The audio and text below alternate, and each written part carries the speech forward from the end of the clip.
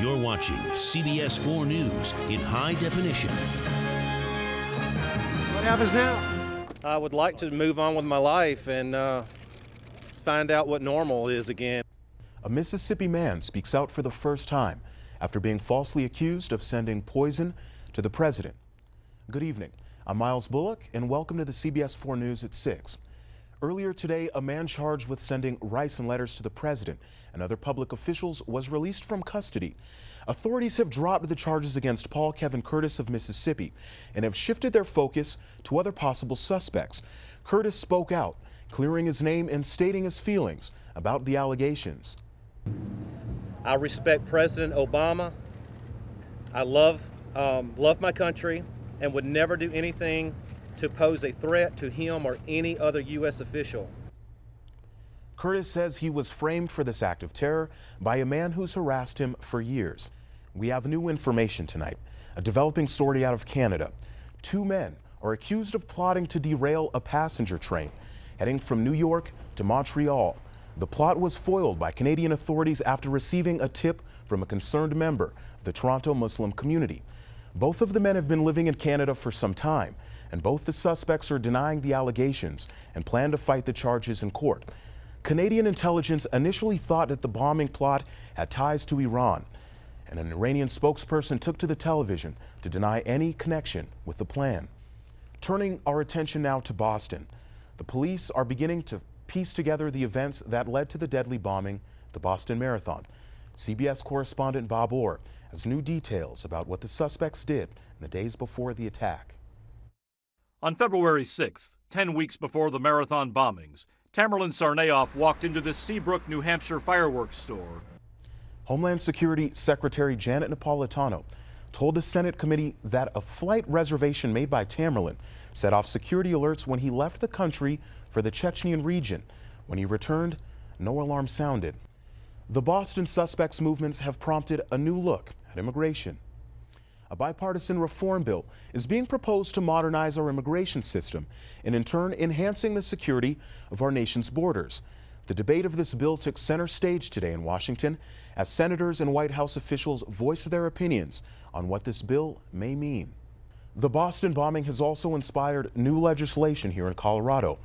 Lawmakers in the House are taking up a bill that would further open phone records to law enforcement. By using the GPS technology found in cell phones, law enforcement officers were able to quickly locate the Boston bombing suspects. A phone left in the vehicle was tracked by police after the phone company allowed authorities to follow the signal. The Colorado legislation would allow police to do just that here, but would restrict access to just life and death situations. Opponents of the bill worry that it violates personal privacy. After 4 days, when that information was put in the hands of law enforcement, they located my daughter's body in 45 minutes. The bill passed out of a committee today and will go to the House floor next. The Colorado Department of Corrections is defending its ankle monitoring program after a parolee allegedly killed 2 people. Evan Ebel is accused of cutting off his ankle monitoring system and then shooting Nathan Leone and Tom Clemens.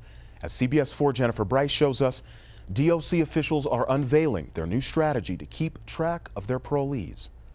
These are the 3 types of tracking devices that the Colorado Department of Corrections uses for its offenders. Evan Ebel was being monitored through a home curfew system.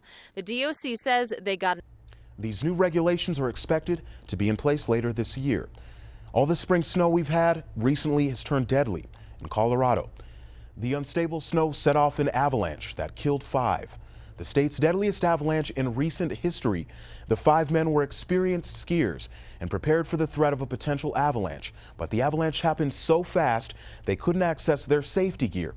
A lone survivor was found with one arm free above the snow, most likely saving his life. Snow showers in the Front Range are shutting down much of the metro area. This is a look at the heavy snow coming down in Evergreen today. Schools were closed this morning and businesses opened late. Traffic was slow moving along the highway, and the snow made visibility difficult, and the roads were slick.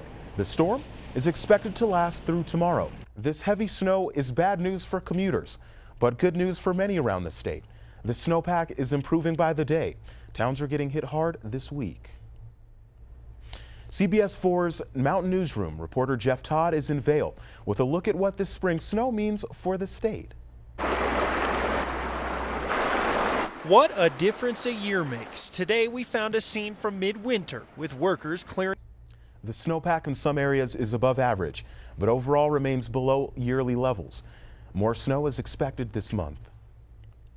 As a matter of fact, meteorologist Ed Green is expecting more snow in the mountains through the next 2 days. Coming up, he'll have the full forecast. Plus, hear from student athletes who have been sidelined by spring storms. The Denver Nuggets tell us what's keeping their winning streak alive. Our Vic Lombardi finds out. And the Associated Press is recovering from a hoax. We'll show you how their social media got hacked when we return.